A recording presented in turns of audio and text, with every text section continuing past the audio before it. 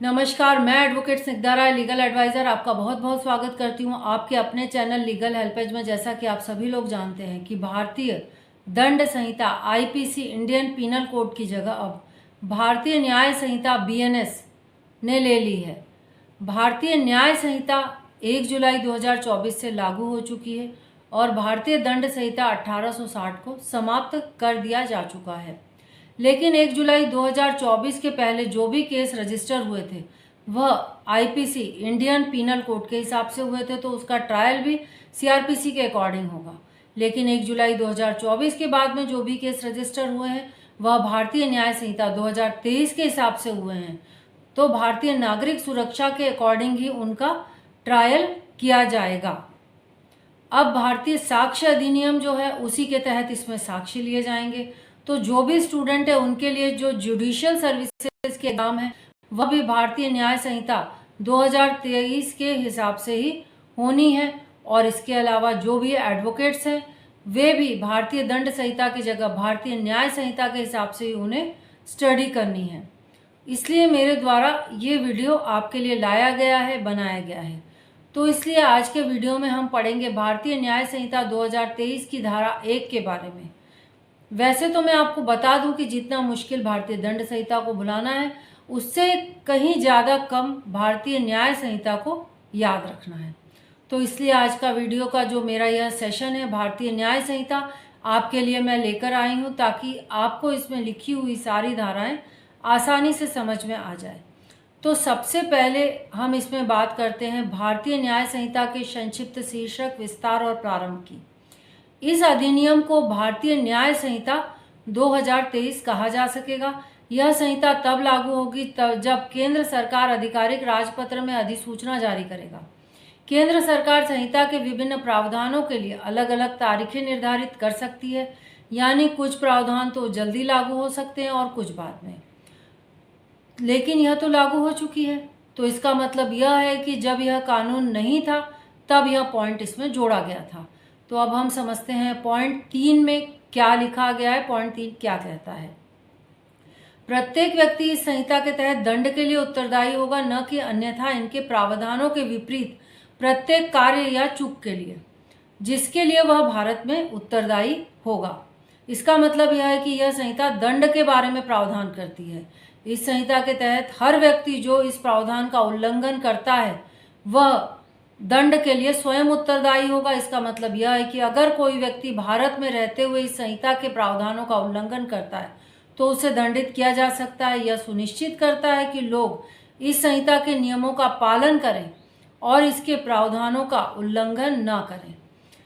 अब चौथा पॉइंट सुनिए। भारत में उस समय लागू किसी भी कानून द्वारा भारत के बाहर किए गए अपराध के लिए मुकदमा चलाने के लिए उत्तरदायी किसी भी व्यक्ति के साथ भारत के बाहर किए गए किसी भी कार्य के लिए इस संहिता के प्रावधानों के अनुसार उसी तरह निपटा जाएगा यदि ऐसा कृत्य भारत के भीतर किया गया है।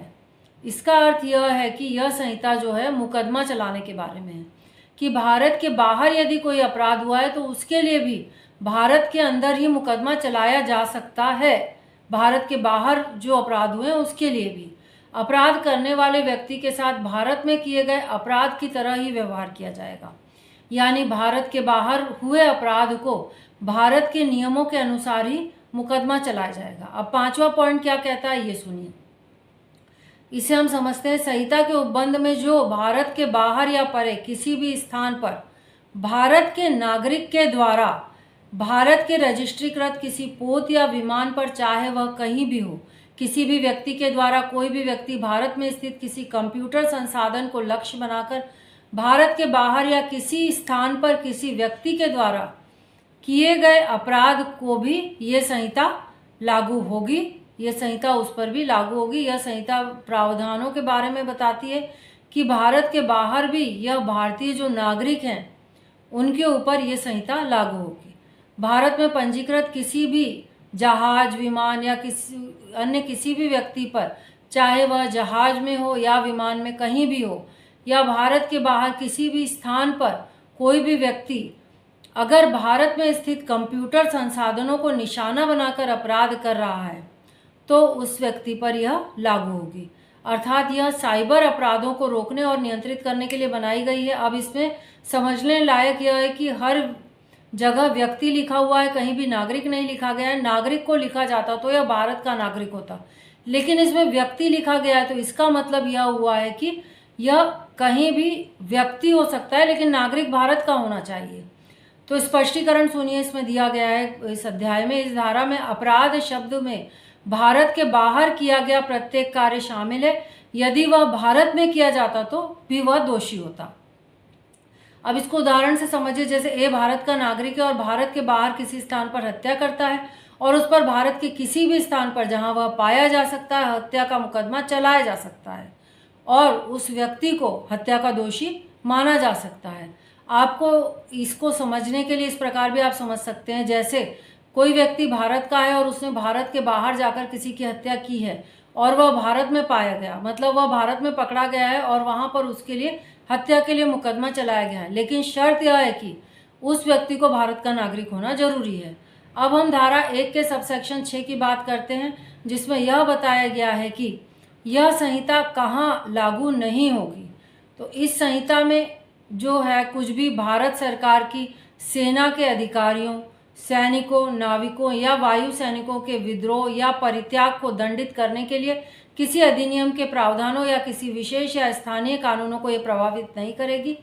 इस संहिता में सरकारी अधिकारी, सैनिकों, नाविकों, वायु सैनिकों के विद्रोह और परित्याग के मामलों से किसी भी प्रकार का कोई भी फर्क नहीं पड़ता है। ये उसमें जो पहले कानून लागू था उसी के अनुसार मुकदमा चलेगा, यानी यह संहिता सरकारी अधिकारियों, सैन्य कर्मियों पर लागू नहीं होगी।